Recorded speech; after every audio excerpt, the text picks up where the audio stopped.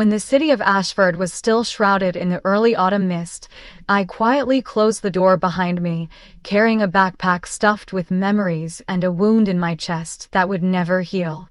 They were still asleep inside the old house where I grew up, and I left without saying when or if I'd ever return. My younger brother, Logan, had just received a brand new car as a graduation gift, while I was handed a rent bill for the very place I'd cleaned, cooked, and quietly lived in for 23 years.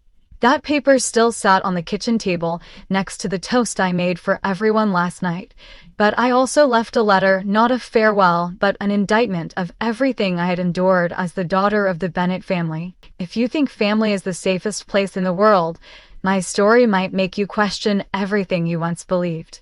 And I want to ask, where are you watching from? Leave a comment below, because maybe somewhere out there, there's someone who's felt invisible just like me. As a child, I used to think that the old house on Maple Street with its ivy-covered windows was the safest place in the world. It was the house my father, Robert Bennett, would proudly show off to anyone who visited. A gray-tiled roof, a rose garden neatly trimmed by my mother. Outsiders would see the Bennetts as the model family of Ashford. A father who was the CEO of the largest building materials company in the area, a mother who was the picture of grace at every church gathering, a smart and handsome youngest son who stood out everywhere from the classroom to the basketball court. And then there was me, Ella, the eldest daughter, a faint pencil mark in the perfect portrait they painted. I still remember that flutter of hope as a little girl, standing outside my father's office door, clutching a test I'd take, hoping he would be proud, that he'd look at me the way he looked at Logan. But every time I knocked, I got nothing but a cold glance, a passing look, or a curt reply, "I'm busy. Ask your mother." In the evenings, my mother would walk around the house, checking windows, stopping by my room only to remind me about the lights, never once sitting down to ask how my day had been. I learned early on to fend for myself, to count every dollar from my 2 part-time jobs, one at a small cafe, one at the old bookstore at the end of the street, so I could buy books and school supplies without bothering anyone. My family, believe it or not, had an unspoken list of things better left unsaid, like all those times Logan messed up, but I was the one who got questioned first. I still remember when Logan was 14 and secretly took Dad's truck keys, went for a joyride, and scratched the side of the truck. Dad didn't scold him once. He just turned to me, eyes sharp as glass. "You're his sister. Why didn't you watch him? Where's your responsibility?" All I could do was lower my head in silence, even though I'd worked late that night and only got home after everything had happened. Mom just gave a faint, dismissive smile. Ella has always been irresponsible with the family, and quietly cleaned up the mess behind me. Maybe the deepest pain wasn't even in the accusations, but in the cold, silent indifference. Those family dinners where every conversation revolved around Logan's achievements, the school basketball championship, the partial scholarship to Oregon State, or simply the new suit Mom picked out for him for the gala. I sat at the end of the table trying to join in, but whenever I spoke about my little projects or the first online order for my handmade jewelry, Dad would glance over his glasses, shake his head. "You're still dreaming. When will you start doing something serious?" Mom was always too busy to listen. A daughter shouldn't care too much about a career. Focusing on the household is more important. Logan never had to do anything for himself. He got to choose new clothes, had his own car to drive to school, and was rewarded for even the smallest achievements. The only time I ever saw him get in trouble with Dad was when Logan was kicked off the basketball team for getting into trouble with friends. But it blew over quickly. Just a few days later, Dad took him to buy a new mountain bike, calling it a pick-me-up reward. As for me, even when I had good grades, I still had to take care of everything myself. Online college tuition, books, every single expense, all balanced from my part-time jobs. I once asked Mom why Dad had never given me a word of encouragement, not even a simple thank you. She only sighed. "You're the older sister, you have to set an example for Logan. Don't compare yourself to him. Everyone has their own role in the family." At those moments, I just wanted to scream that I needed to be seen too, that I wanted just once to be praised or even simply hugged by my parents the way they used to hug Logan when he was small. But those hugs, those questions about how I was doing, They always seemed to be reserved for my brother. I was an indispensable part of the family, but somehow no one ever really remembered me. I tried living up to expectations, being quiet, working hard, never asking for anything, never rebelling. But maybe that's exactly why I became invisible in my own house. In the family photos on the wall, Logan always stands in the center, Mom's hand on his shoulder while I hang back, smiling faintly, unnoticed. Every holiday, when friends would show off small gifts from their parents, I'd get an envelope with exactly the amount of money I'd given Mom to buy groceries. On birthdays, Mom always reminded me to call Grandma and Grandpa, invite them to Logan's birthday, while I'd receive a half-hearted happy birthday over dinner. Over the years, I learned to pour all my feelings into small things. I baked pastries every weekend, quietly setting aside a piece for each person, made breakfast for Logan on his finals, tidied up the house before every holiday. But all those efforts were just seen as the duties of a daughter, never anything worth praise. Sometimes I wondered if I was born just to be the background for Logan to shine, the person the whole family pinned their hopes on. Ashford might be a small city, but it was big enough to hold both dreams and wounds.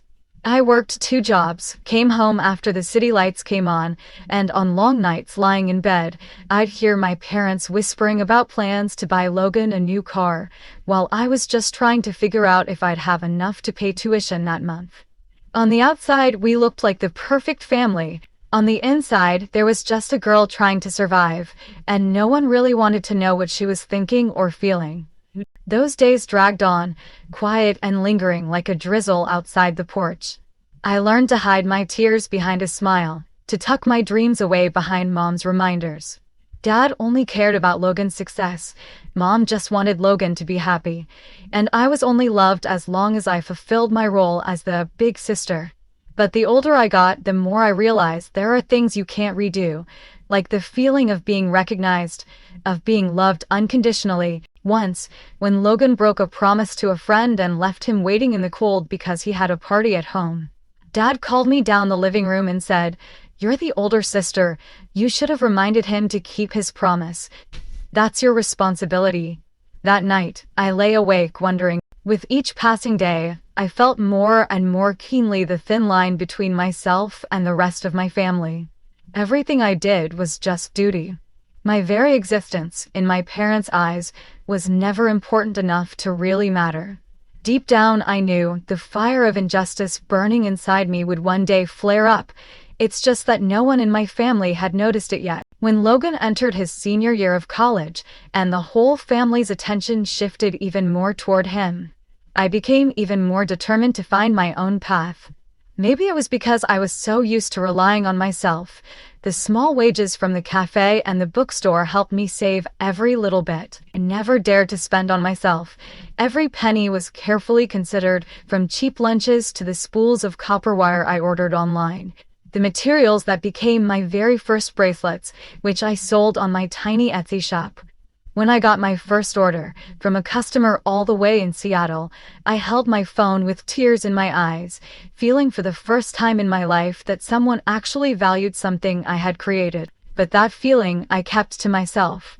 On weekends, when my parents took Logan to college events or gatherings of the elite parents, I'd sit by my bedroom window, late afternoon sunlight spilling across my desk, patiently bending each wire and setting each tiny stone.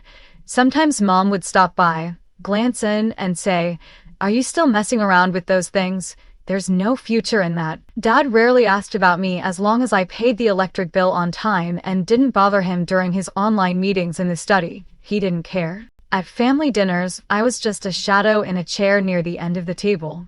Logan would talk about his research projects, the tough classes at college, or his summer internship in California that Dad had helped him get.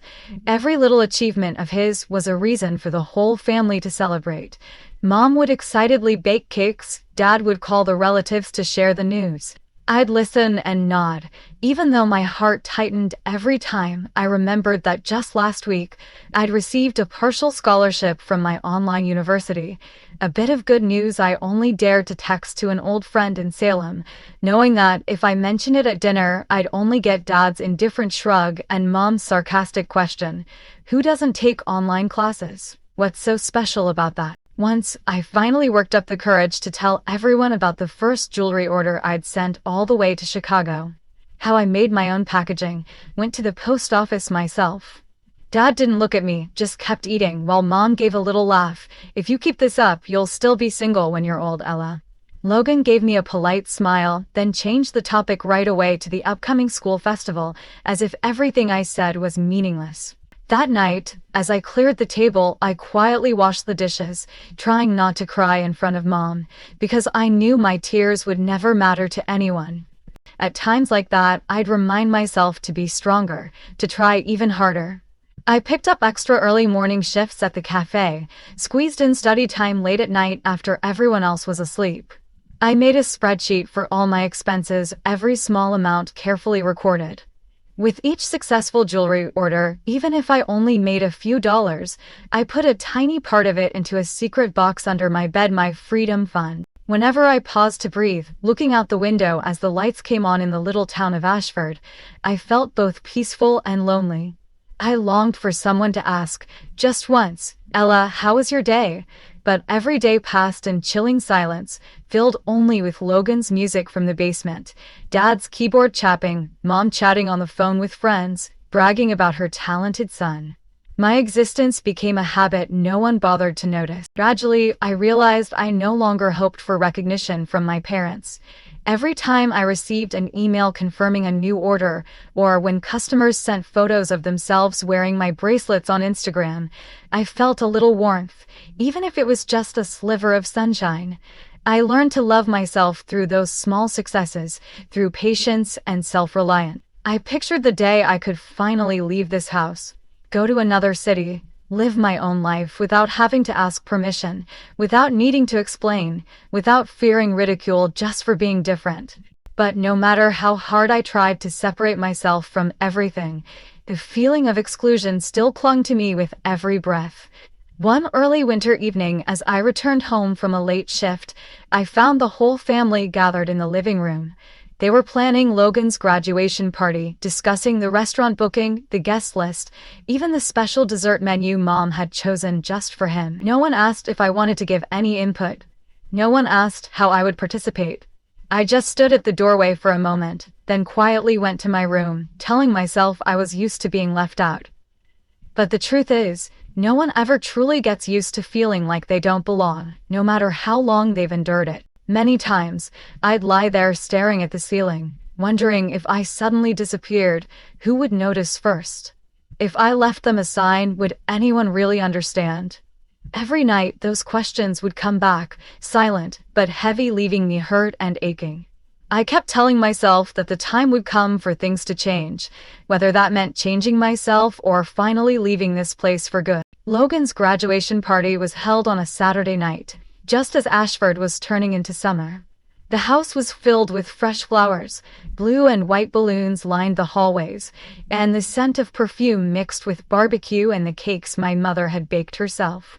Relatives, friends, my parents' colleagues, even people whose names I couldn't remember, all showed up, all beaming, showering Logan with their warmest congratulations. My brother stood in the center of the living room, hair slicked back, tailored suit fitting perfectly, wearing the confident smile of someone who's always been favored by the world.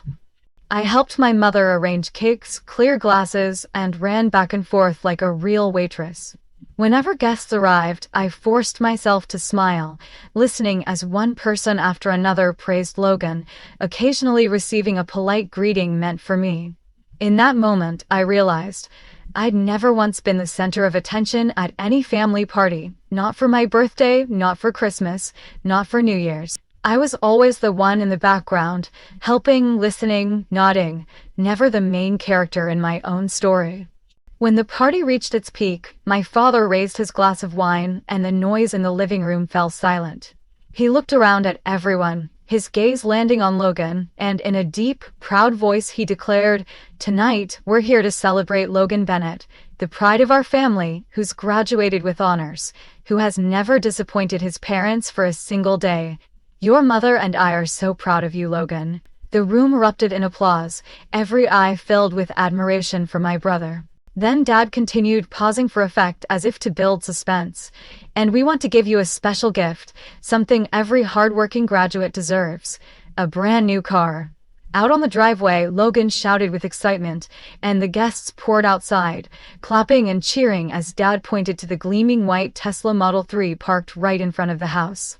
"Do you like it?" Dad asked, and Logan, unable to hide his joy, hugged both our parents as laughter and applause echoed across the neighborhood.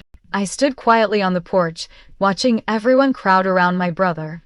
The hugs, the cheers, and I was nothing more than a faded shadow in the background. Mom walked by, smiling, and whispered, "Ella, can you pour some more water for the guests?" I nodded, swallowing my sadness, and continued my silent role as always. Near the end of the party, after most of the guests had left, Dad called me into the living room. He sat back on the sofa, his face serious, with Mom beside him, hands clasped. I knew something was wrong, my heart pounded in my chest. Dad didn't mince words. "You're a near adult now. Starting next month, you'll need to pay rent." I stared at him, a cold chill running down my spine. "I'm still in college," I replied softly. "I'm still contributing around the house, still helping Mom, still working 2 jobs." Dad cut me off with his familiar furrowed brow, his voice firm. "Logan's a son, he needs to focus on his career. This house, your mom and I bought it to reward him when he graduates. It's what he deserves. But you need to learn to be independent. No one can support you forever." I turned to Mom, hoping for some trace of sympathy, but she only sighed.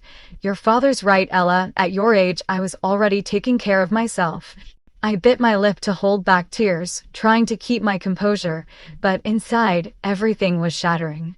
On the very day my brother received the biggest gift of his life, I was handed a rent bill by my own family.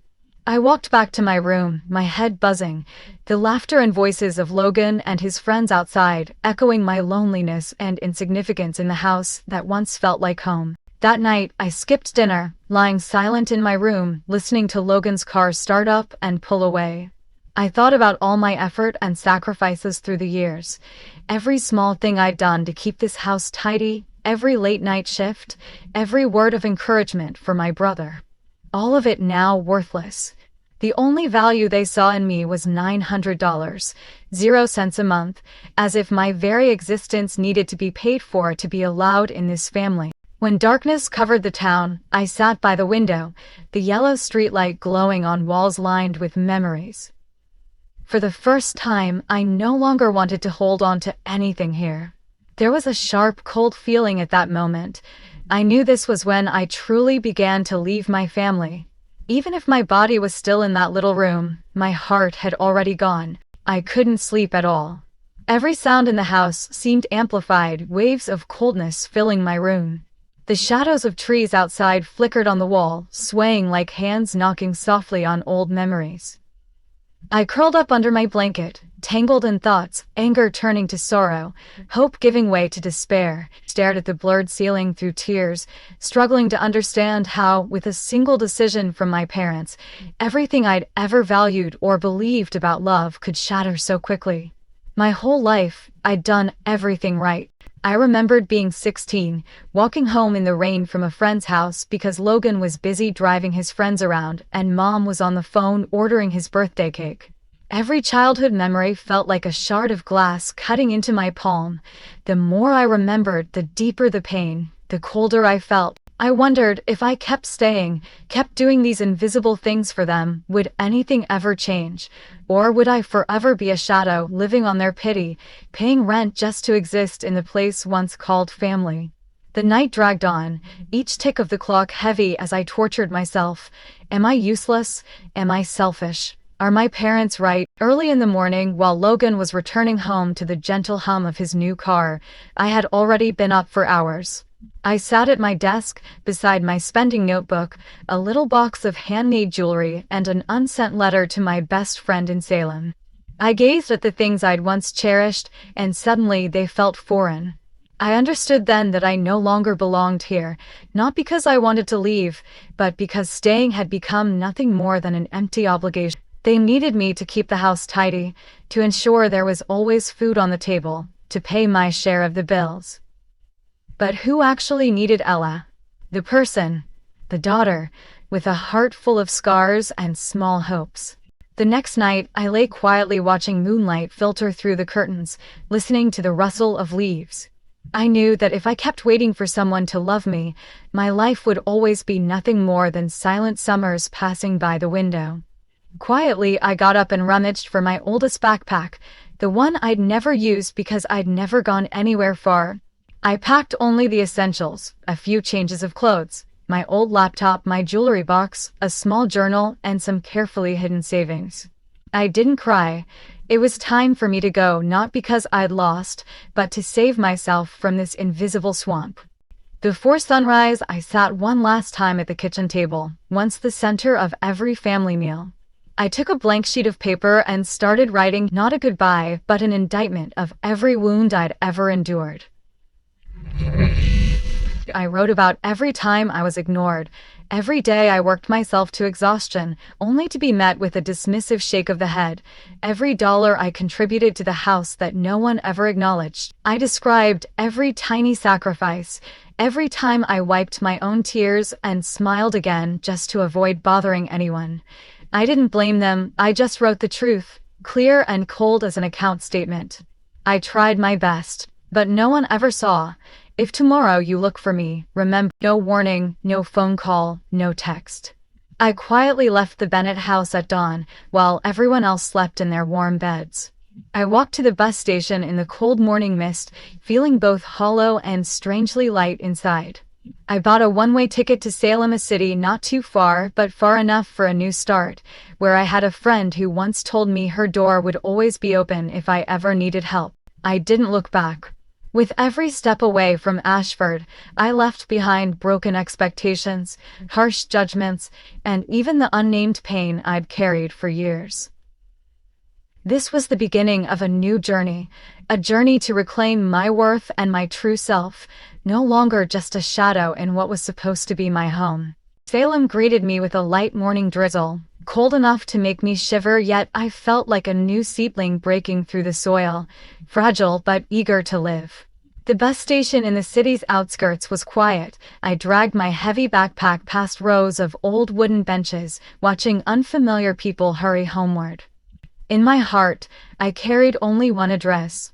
The small apartment of Olivia, my best friend from high school, the only person who'd ever asked, "Ella, if you ever need to go somewhere, promise you'll call me first." I never thought I'd have to call, but it was that early morning call, just 2 words, "Can I come?" that saved me from the depths of despair. Olivia welcomed me with a tight hug at the doorstep, a warm smile, and a cup of hot tea waiting on the kitchen table. Her apartment was small but full of sunlight, the scent of toast and jazz music playing softly, soothing my broken heart. We said little, just exchanged glances that told me here I was allowed to be quiet, to breathe, to be vulnerable without fear of judgment. In those first days in Salem, I lived like someone lost from their old world, bewildered, cautious, but filled with hope. I sent out job applications to a little cafe bookshop on Main Street, where the owner, Mrs. Moore, preferred people who listened to customers' stories rather than making small talk. She asked about my work experience. I told her I'd made coffee, cleaned tables, sold old books back in Ashford. She smiled. "That's enough. Here, all you need is to be diligent and honest." For the first time, I felt a simple trust, unconditional. No expectations, no comparisons. I threw myself into work, savoring the early mornings when I opened the shop before the town was fully awake, watching sunlight filter through dusty bookshelves, listening to the bell tinkle as regulars stepped in to order their usual. Each day, I got to talk with people who knew nothing about my parents, who held no expectations for me except a friendly smile and a perfectly made cappuccino.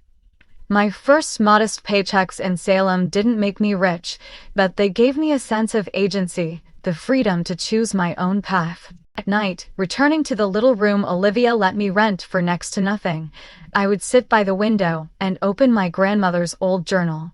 My grandma, Evelyn Carter, was the only woman who'd ever looked me straight in the eyes and said, "No one has the right to define you except yourself." In those time-stained pages, she wrote about her youth, about building her own bakery business even when my grandfather objected, about loneliness and the courage to stand up for herself after being belittled again and again.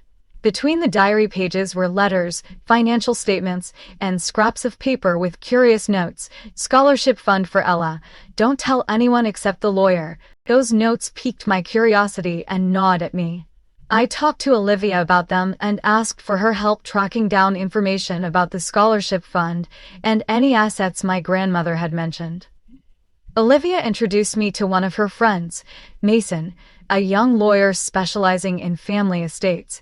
Mason agreed to help me review the papers and contact the law firm where my grandmother used to work. The process was slow, but each day I uncovered more about my own family, the meticulous care my grandmother took, the worries she poured into her small savings accounts, the secrets my parents never told me. Alongside the process of reclaiming what was rightfully mine, I gradually realized freedom wasn't just about leaving Ashford, but about learning to love myself, accepting my scars, and letting myself grow up. For the first time in years, I had time to breathe deeply, to read a romance novel without fearing anyone's judgment, to make a few extra pairs of earrings and bracelets for new customers in Salem, and post pictures online. Regulars at the book cafe started asking about my jewelry. Some even requested custom orders. The feeling of being recognized slowly returned, not because of who my parents were, but because people truly liked what I created. One cold, rainy afternoon, Mason called, his voice bubbling with excitement. "Ella, I found information about a trust fund your grandmother set up just for you. It's still intact, and your parents were never allowed to touch it." I was stunned, a rush of justice and relief flooding my chest, as if the universe had finally returned something I should have received long ago. I thanked Mason, tears falling before I realized. But this time, they were tears of hope, of freedom, of a new belief that I could finally build the life I dreamed of, without anyone's permission. To me now, Salem is a city of new beginnings, small, peaceful, but wide enough for dreams, for the rebirth of someone who once felt lost. I still remember Ashford, the house draped in ivy, and those rainy summer days. But that longing no longer suffocates me, because I know I have truly turned the page into a chapter of independence, of healing, and of the faith that self-worth is something you reclaim for yourself. The first message came while I was standing behind the espresso bar, clumsily working the milk frother, my mind still lingering on ideas for a new bracelet set for a regular customer. It was a string of unfamiliar numbers, the message urgent and cold, lacking any warmth or genuine concern. "Ella, Mom's been calling you nonstop. Come home immediately. Logan's in trouble." I read it again and again, a vague emotion rising in me. All these years, calls from my family were always commands. Only when they needed something did my name suddenly appear at the top of their priority list. I tucked my phone away, forcing myself to get back to work, but the chatter in the cafe began to fade behind the echo of old memories. That evening, Olivia found me curled up on the sofa, clutching my knees, eyes fixed on my phone. 30 missed calls from Mom, a few scattered texts from Dad, even a number from Aunt Lisa whom I hadn't spoken to in years. All of them revolved around Logan. It turned out my brother had been arrested for driving under the influence, causing a minor accident in downtown Ashford. Logan wasn't hurt, but the incident quickly became the talk of the town, a stain on the reputation my parents had spent years building. With everyone focused on the scandal, I was suddenly the one they needed most, the only one who could heal the family, as my mother pleaded, or at the very least, serve as the excuse to restore their idea of normalcy. I hesitated, torn between pity, concern, and an anger I couldn't even name. How many times had I been the last resort when everything at home fell apart? How many times had I been summoned back, just to be the shield for a family already rotting from the inside? But this time, I couldn't completely turn away. I thought about Logan, the kid who used to stuff bread into my backpack before tests, who would quietly apologize when Mom scolded me for his mistakes. I knew, even though Logan had never truly taken my side, deep down he was still just a child swept up in our parents' whirlpool of expectations and pressure. After many restless nights, I decided to return to Ashford, not to reconcile nor to save the family's reputation, but to face the final darkness in my heart. The day I returned, the old house seemed to shrink before my eyes, ivy now covering much of the porch Mom once trimmed every week. The air was suffocating, everything inside was messy, cold, as if the house itself was tired from keeping up the perfect facade for too long. Mom rushed out and hugged me, her arms trembling. "You're home, thank God." Dad only nodded, dark circles under his eyes from sleepless nights. I asked about Logan directly. Mom's voice cracked. "He's still at the station, needs a family member to bail him out. The police won't accept bail over the phone. Your dad, he's very stressed."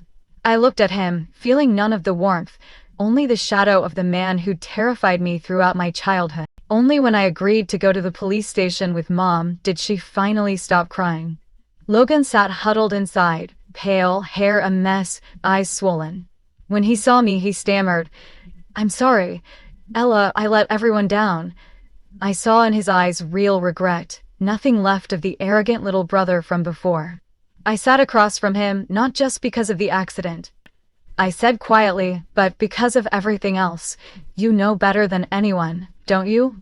Logan lowered his head, his voice shaking. "I know about the scholarship fund. I know Dad took it for my tuition. I know Mom was in on it." I was scared that if I said anything, things would get even worse. "I messed up, Ella. But I always felt like I was just a pawn in their plans. They mapped out my path, my fate, told me I had to be their pride."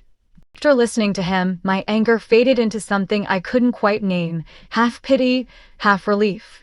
Logan wasn't the only villain in this story. He, too, was just a victim of a warped web of expectations, of conditional love, of secrets and manipulation passed down through generations. In that moment, I realized I was no longer trapped in silence, pity, or resentment. I wasn't the weak girl who cried in silence because of injustice anymore. I had changed, and it was time to choose the truth, and choose myself. After signing the bail papers for Logan, I left the police station, not going back to the old house, but heading straight to the Central Park, where I once dreamed of a life untethered to anyone but myself. My phone vibrated again. This time it was Dad, Mom, the whole family trying to pull me back into the role of the one who fixed everything. But I knew now that coming back wasn't about returning to how things were, but about confronting everything left unsaid, and firmly drawing the final boundary between myself and the old patterns I never wanted to carry forward. That night, I rented a room at a small hotel near the park instead of returning to the family house. In the darkness of that unfamiliar room, I lay awake thinking about what I was about to face. No longer was I afraid of the old fears, being misunderstood, being punished, not being enough. This time I carried a new strength. A strength that came from no one but myself, from freedom, from the recognition I'd found in Salem and the people who truly saw me. The next morning, I arranged to meet my parents and Mason, the lawyer, at a law office in Ashford. When I walked in, both parents were already there. My father's face cold and slightly arrogant as always, my mother's exhaustion and anxiety clear as day. They didn't ask how I was, just waited for me to speak first. I sat down and laid out the documents Mason had helped me gather.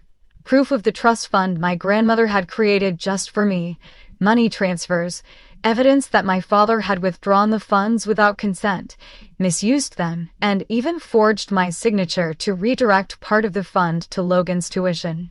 Mason calmly presented each piece of evidence, his voice steady but never harsh. My father tried to argue, saying he only wanted to manage things for his children's best interests, that I didn't understand the pressures of being a parent, that everything was for the family. But this time, I didn't let him steer the conversation into the familiar dead end. I looked him straight in the eye and said, "I'm an adult. I know the difference between fairness and selfishness. I don't blame you for spoiling Logan, but I can't accept you taking away my autonomy, stealing what Grandma left for me. You can't build a family on lies and manipulation. My mother broke down in tears, trying to explain that she was caught in the middle, that she just wanted peace. But I made it clear, you watched everything happen and never protected me. You cared more about pleasing Dad than about losing your daughter. Now, I'm choosing to stand up for myself, even if it means walking alone. Mason handed my parents a formal notice. I was suing to reclaim my inheritance, demanding Dad repay every cent he took, with interest. I stated, I don't need anything else from you, only your acknowledgement that I was treated unfairly, that I was worthy of Grandma's trust. If you have any honor left, apologize publicly and end this cycle of manipulation now. The air in the room was heavy as lead. Dad, for once, didn't shout. He just sat there in silence, fists clenched, eyes fixed on the floor. My mother sobbed, but this time I didn't feel guilty or weak. I realized it was finally time to stop carrying the burden of this family's tragedies. Everyone would have to answer for their own choices. Walking out of the law office, I felt as if 100 heavy burdens had been lifted from my shoulders. I sent Mason a message of thanks not just for justice, but because he had helped me reclaim my self-respect. Then I called Olivia, my voice trembling not from fear, but because for the first time I was truly free from the invisible strings that had bound me for so many years. That afternoon I stopped by the jail to see Logan one last time before leaving Ashford. He looked at me, guilt written all over his face, wanting to apologize but unable to find the words. I simply said, you have to decide your own life, Logan. Don't let anyone, not even our parents, live it for you anymore. He nodded. That night, I left Ashford with a new spirit. No longer a girl who only knew how to endure, but a woman who dared to speak the truth, to claim what she deserved, and, most importantly, to draw her own boundaries, choosing herself without fear, without needing anyone's permission. After that confrontation at the law office, I returned to Salem with a strange mix of relief and emptiness, as if I'd finally shed a suit of armor I'd worn since childhood. The legal battle dragged on through the autumn, sometimes leaving me exhausted to the point of tears, but for the first time, I didn't feel alone. I had Mason, I had Olivia, colleagues at the bookstore who checked in and encouraged me, and even strangers, customers sending congratulatory messages when they heard I'd stood up for myself. Each day, I learned a little more about courage, about the value of drawing boundaries and defending my rights, even when the opposition was my own flesh and blood. Eventually, the court declared that the trust fund my grandmother left was legally mine. Every cent my father had used had to be repaid in full. He quietly stepped down from his company while Mom moved in with Aunt Lisa in a small southern town, starting her own journey of healing. After all that happened, Logan abandoned the success plans our parents had for him and instead signed up for carpentry school in another city, living and taking responsibility for himself for the first time. As for me, instead of using my inheritance solely for myself, I partnered with Mason and Olivia to open a small creative space in the heart of Salem, a jewelry studio and a place where young women hurt by family could learn life skills and rebuild. I realized that gratitude for life isn't about denying past pain, but about using it to build something better for the future. More than once, I heard stories even harsher than my own, and each time I believed even more deeply. A person's true value isn't where they were born, but how bravely they choose themselves after falling. That spring, I officially launched my first jewelry collection, called New Roots.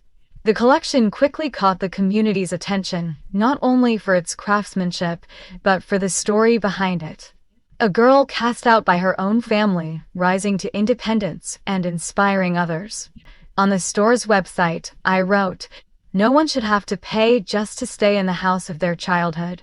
But if you ever did, remember you still deserve a place to belong, even if it's not the old house, but the strong heart you build for yourself." A year later, I returned to Ashford not as a resident, but as a guest, when the old Bennett house was donated and transformed into a support center for women and children who had survived family violence.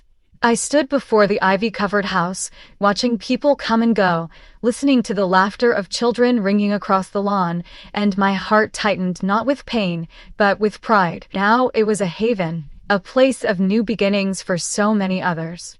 My mother joined a psychological support group for middle-aged women, while my father, I heard, lived quietly in a small apartment, no longer trying to control anyone but himself. I still keep in touch with Logan, though we're not as close as we once were, but every conversation carries a lightness and sincerity in his voice.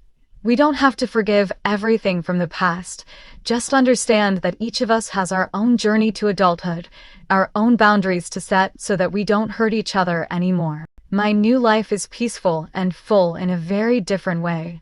In the mornings, I make coffee, open the shop, chat with customers, teach young women how to make bracelets, share my story, and listen to their small dreams. Sometimes I sit quietly watching sunlight dance across the wooden table, reminding myself that I have truly become myself. If you're watching this story and have ever felt invisible or been hurt by those you love most, remember, you are not alone. One day you'll find the courage to stand up, to redraw your boundaries, to build your own home for your soul, and to turn every wound into motivation to grow. Sometimes you have to leave to be seen, to lose in order to rediscover your true worth, and on that journey you deserve love, freedom, and the pride of having survived. If you've ever felt the way I did, please share your story in the comments below. Here, no one is invisible, no one is left behind, only people brave enough to start over and heal together. Thank you for listening to my story.